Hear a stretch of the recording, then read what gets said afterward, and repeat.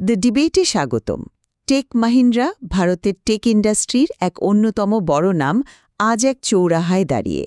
একদিকে তাদের হাতে রয়েছে গত ৫ বছরের মধ্যে সবচেয়ে বড় ডিল জয়ের রেকর্ড, যা তাদের ঘুরে দাঁড়ানোর একটা স্পষ্ট ইঙ্গিত দিচ্ছে। আর অন্যদিকে কোম্পানির কিছু গুরুত্বপূর্ণ খাতে আয় কমে যাওয়া এবং কর্মী সংখ্যা হ্রাস পাওয়া ভবিষ্যতের পথ নিয়ে বেশ কিছু প্রশ্ন তুলছে। ঠিক তাই। আর আজকের আলোচনার কেন্দ্রবিন্দুতে রয়েছে এই প্রশ্নটাই। টেক মাহিন্দ্রার এই ত্রৈমাসিকের যে দুর্দান্ত ফলাফল, সেটা কি সত্যি একটা টেকসই কৌশলগত পরিবর্তনের প্রমাণ, নাকি এই আকর্ষণীয় পরিসংখ্যানের আড়ালে আসলে লুকিয়ে আছে কিছু অস্থায়ী সাফল্য আর গভীর দুর্বলতা, যা ভবিষ্যতের জন্য একটা অশনি সংকেত হতে পারে? আমাদের এই পুরো আলোচনাটা কোম্পানির ১৬ই জানুয়ারি ২০২৬-এর উপার্জনের কনফারেন্স কলের ট্রান্সক্রিপ্টের ওপর ভিত্তি করে। আর আমি মনে করি এই ফলাফলগুলো এক কথায় অসাধারণ এবং এটা প্রমাণ করে যে কোম্পানির রূপান্তর পরিকল্পনা একদম সঠিক পথেই এগোচ্ছে। আর আমি এই বিষয়ে একটু ভিন্ন মত পোষণ করছি। আমার মতে এই উজ্জ্বল ফলাফলের নিচে এমন কিছু ফাটল রয়েছে যা উপেক্ষা করলে চলবে না। এই সাফল্য ঠিক কতটা টেকসই তা নিয়ে আমার যথেষ্ট সন্দেহ আছে। বেশ, তাহলে আমার অবস্থান দিয়ে শুরু করি। দেখুন, পরিসংখ্যানগুলো কিন্তু নিজেরাই কথা বলছে। এই ত্রৈমাসিকে কোম্পানির রাজস্ব গত ৩ বছরের মধ্যে দ্রুততম গতিতে বেড়েছে, বছরে 2.7%। এটা হয়তো খুব বড় সংখ্যা মনে হচ্ছে না, কিন্তু আইটি ইন্ডাস্ট্রির বর্তমান যা অবস্থা, তাতে এই বৃদ্ধিটা বেশ প্রশংসার যোগ্য। আরও গুরুত্বপূর্ণ বিষয় হল তাদের অপারেটিং মার্জিন, ব্যবসায়িক লাভ, বেড়ে 13.1% হয়েছে। এটা কিন্তু পরপর 9টি ত্রৈমাসিকে তাদের মার্জিন বৃদ্ধির রেকর্ড। এটা প্রমাণ করে যে কোম্পানি শুধু আয় বাড়াচ্ছে না, বরং অত্যন্ত দক্ষতার সাথে নিজেদের খরচও নিয়ন্ত্রণ করছে। তবে আমার কাছে সবচেয়ে আকর্ষণীয় বিষয় হল তাদের ডিল জেতার ক্ষমতা। তারা এই এক ত্রৈমাসিকে যে পরিমাণ নতুন চুক্তি জিতেছে তা গত 5 বছরের মধ্যে সর্বোচ্চ। এর মধ্যে ইউরোপের টেলিকম খাতে $500 মিলিয়ন একটা বিশাল চুক্তিও রয়েছে। সিইও মোহিত যোশী পরিষ্কার বলেছেন যে এই চুক্তির পুরো অর্থই নতুন ব্যবসা, যা তাদের বাজার দখলের ক্ষমতা প্রমাণ করে। কমিউনিকেশনস আর ম্যানুফ্যাকচারিংয়ের মতো গুরুত্বপূর্ণ খাতগুলিতে যথাক্রমে 4.7% এবং 11.7% বৃদ্ধি দেখা গেছে। এর মানে হল, বিশ্বজুড়ে সাপ্লাই চেইন স্বাভাবিক হওয়ার পর ডিজিটাল ট্রান্সফরমেশনের যে চাহিদা তৈরি হয়েছে, টেক মাহিন্দ্রা সেই সুযোগটা দারুণভাবে কাজে লাগাতে পারছে। এই সব কিছু মিলিয়ে আমার মনে হচ্ছে তাদের অর্থবছর 2027-এর যে লক্ষ্য, সেটা পূরণের পথে তারা বেশ ভালোভাবে এগিয়ে যাচ্ছে। আপনার পয়েন্টগুলো আমি নোট করেছি এবং সংখ্যাগুলো সত্যিই আকর্ষণীয়। কিন্তু আমি যখন এই রিপোর্টের গভীরে যাই, তখন সম্পূর্ণ ভিন্ন একটা চিত্র দেখতে পাই। আপনি যে প্রবৃদ্ধির কথা বলছেন তা কিন্তু সার্বিক নয়, বরং খণ্ডিত। কোম্পানির দুটো সবচেয়ে গুরুত্বপূর্ণ খাত, ব্যাংকিং ও ফাইন্যান্সিয়াল সার্ভিসেস অর্থাৎ বিএফএসআই এবং হাইটেক, এই দুটোতেই আয় কমেছে যথাক্রমে 0.8% এবং 4.6%। এখন ভাবুন, বৈশ্বিক প্রযুক্তি ব্যয়ের একটা বিশাল অংশ আসে এই দুটো খাত থেকে। সেখানে যদি আপনার পারফরমেন্স খারাপ হয়, তাহলে সেটাকে আপনি কিভাবে সার্বিক সাফল্য বলবেন? কোম্পানির সিএফও রোহিত আনন্ত তো নিজেই স্বীকার করেছেন যে এই ত্রৈমাসিকের বৃদ্ধিটা কিছুটা অস্থায়ী। যেমন ইউরোপের অটোমোবাইল সেক্টরের একটা বড় প্রকল্পের বাস্তবায়ন এই ত্রৈমাসিকে তাদের আয় বাড়িয়েছে, কিন্তু পরে ত্রৈমাসিকে সেই বাড়তি সুবিধাটা আর থাকবে না। বিএফএসআই খাতের দুর্বলতার জন্য ছুটির মৌসুম বা ফার্লোকে কারণ হিসাবে দেখানো হয়েছে, যখন ক্লায়েন্টরা তাদের কর্মীদের সাময়িকভাবে কাজ থেকে অব্যাহতি দেয়। কিন্তু আমার মনে হয় এটি একটি গভীর কৌশলগত সমস্যার ইঙ্গিত হতে পারে। তবে আমার সবচেয়ে বড় উদ্বেগের কারণ হল কোম্পানির কর্মী সংখ্যা। একটি কোম্পানি যখন বলে যে তারা দারুণ গতিতে এগোচ্ছে, তখন তাদের কর্মী সংখ্যা কমে যাওয়াটা একটা স্ববিরোধী বার্তা দেয়।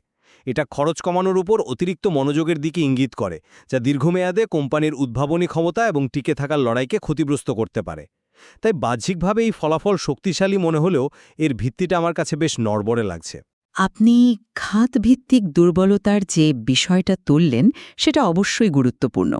কিন্তু আমার প্রশ্ন হল, একটা $500 মিলিয়ন বিশাল চুক্তি জেতা কি সেই দুর্বলতা ঢাকার জন্য যথেষ্ট নয়? দেখুন, আইটি সার্ভিস ইন্ডাস্ট্রিতে ভবিষ্যতের আয় অনেকটাই নির্ভর করে আপনার ডিল পাইপলাইনের ওপর। এই রেকর্ড পরিমাণ ডিল, বিশেষ করে ইউরোপের ওই বিশাল চুক্তিটি ক্লায়েন্টদের আস্থার এক পরিষ্কার প্রমাণ। এটা ভবিষ্যতের জন্য একটা শক্তিশালী এবং নিশ্চিত আয়ের ভিত্তি তৈরি করে দিচ্ছে। কিছু খাতে সাময়িক সমস্যা থাকতেই পারে, বাজারের পরিস্থিতি তো সবসময় একরকম থাকে না, কিন্তু এই ধরনের বড় চুক্তিগুলো সেই সাময়িক ঝড়ঝাপটা সামলে কোম্পানিকে স্থিতিশীলতা দেয়।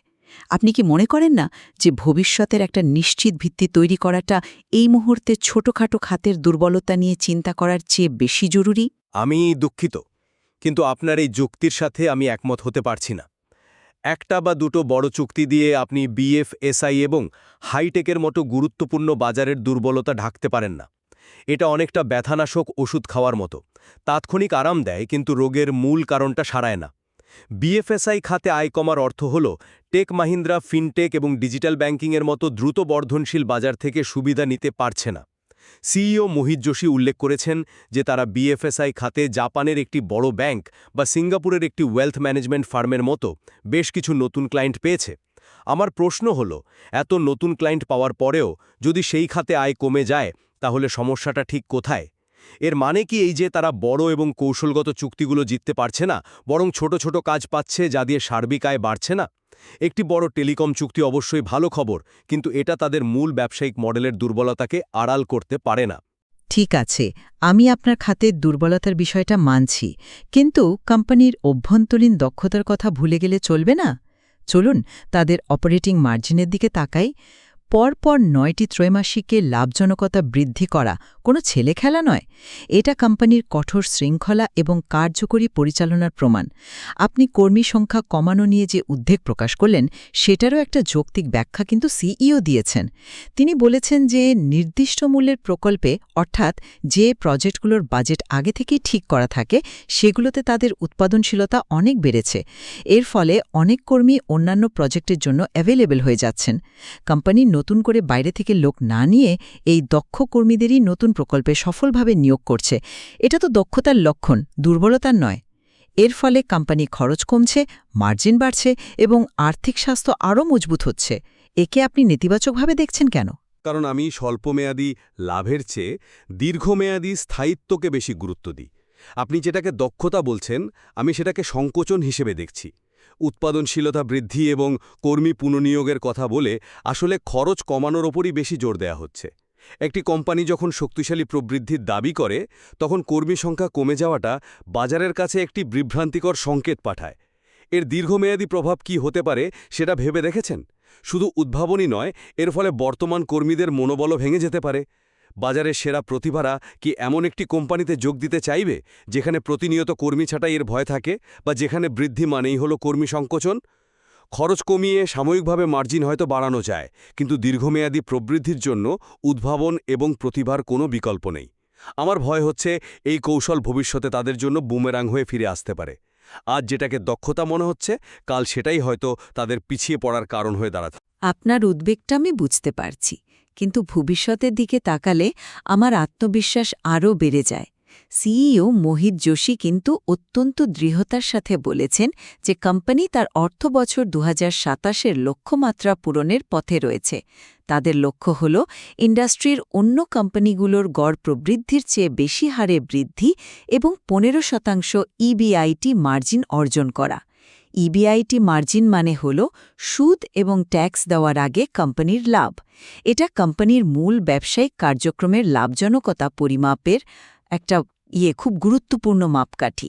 তাদের কৌশলগুলো, যেমন বড় ক্লায়েন্টদের সাথে সম্পর্ক আরও গভীর করা, যেখানে তাদের আয় কোম্পানির গড় আয়ের চেয়েও দ্রুত বাড়ছে, এবং কৃত্রিম বুদ্ধিমত্তা বা এআই এর মতো নতুন প্রযুক্তিতে বিনিয়োগ, এই আত্মবিশ্বাসকে পুরোপুরি সমর্থন করে।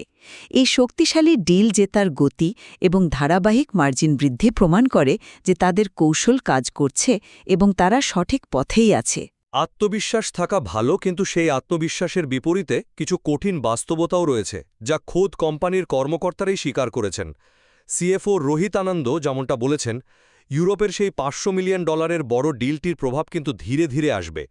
এর থেকে আয় প্রতি ত্রৈমাসিকে সমানভাবে আসবে না এবং পরের বছর হয়তো এর থেকে আয়ের পরিমাণ প্রত্যাশার চেয়েও কম হতে পারে। অর্থাৎ এই একটি ডিলের ওপর ভিত্তি করে ভবিষ্যতের স্বপ্ন দেখাটা ঠিক হবে না। এছাড়াও ম্যানুফ্যাকচারিং খাতে এই ত্রৈমাসিকে যে দারুণ বৃদ্ধি দেখা গেছে, সেটার পেছনেও ইউরোপীয় অটোমোবাইল সেক্টরের একটি বড় প্রজেক্টের অবদান ছিল, যা পরের ত্রৈমাসিকে আর থাকবে না। সিএফও নিজেই এই খাতে অদূর ভবিষ্যতে অস্থিরতার কথা বলেছেন। এই বাস্তবতাগুলো মাথায় রাখলে অর্থবছর ২০২৭-এর লক্ষ্যমাত্রা পূরণ করা ততটা সহজ নাও হতে পারে যতটা বলা হচ্ছে। আশাবাদ এবং বাস্তবতার মধ্যে একটা ভারসাম্য রাখাটা খুব জরুরি বলে আমি মনে করি। এই আলোচনার শেষে আমি আমার অবস্থান পুনরায় স্পষ্ট করতে চাই। টেক মাহিন্দ্রার এই ত্রৈমাসিকের ফলাফল, বিশেষ করে তাদের রেকর্ড পরিমাণ ডিল জেতার ক্ষমতা এবং ধারাবাহিকভাবে মার্জিনের উন্নতি, একটি শক্তিশালী এবং টেকসই ভবিষ্যতের দিকেই ইঙ্গিত করছে।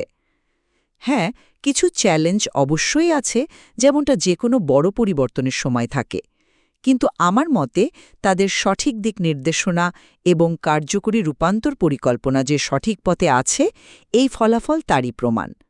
একটি বড় জাহাজ যখন মোড় নেয় তখন কিছুটা সময় তো লাগেই। আর আমি বলবো, যদিও আপাত দৃষ্টিতে ফলাফল খুবই আকর্ষণীয়, এর আড়ালে লুকিয়ে থাকা খাতভিত্তিক দুর্বলতা এবং কর্মী সংকোচনের মতো বিষয়গুলো উপেক্ষা করার মতো নয়। একটি বা দুটি বড় ডিল বা এক ত্রৈমাসিকের ভালো পারফরম্যান্স দিয়ে দীর্ঘমেয়াদী সাফল্য বিচার করাটা ঠিক হবে না। কোম্পানির টেকসই প্রবৃদ্ধির দাবি প্রমাণ করার জন্য তাদের এই দুর্বলতাগুলো দ্রুত কাটিয়ে উঠতে হবে এবং আরও সার্বিক ও স্থিতিশীল পারফরম্যান্স করে দেখাতে হবে। আসল পরীক্ষাটা এখনও বাকি। আজকের আলোচনা থেকে এটা পরিষ্কার যে টেক মাহিন্দ্রার পারফরম্যান্সকে নানা দৃষ্টিকোণ থেকে বিশ্লেষণ করা সম্ভব। তাদের ডিল জেতার ক্ষমতা এবং অপারেটিং দক্ষতা যেমন আশার আলো দেখাচ্ছে, তেমনি বিএফএসআই এর মতো গুরুত্বপূর্ণ খাতের পারফরম্যান্স এবং তাদের মানব সম্পদ কৌশল নিয়ে কিছু গভীর প্রশ্ন থেকেই যাচ্ছে। নিঃসন্দেহে এই উপাদানের গভীরে গেলে আরও অনেক দিক উন্মোচিত হওয়ার সম্ভাবনা রয়েছে, যা হয়তো তাদের ভবিষ্যতের গতিপথ নির্ধারণে গুরুত্বপূর্ণ ভূমিকা পালন করবে। চূড়ান্ত রায় দেওয়ার আগে আমাদের হয়তো আরও কয়েকটি ত্রৈমাসিকের ফলাফলের জন্য অপেক্ষা করতে হবে।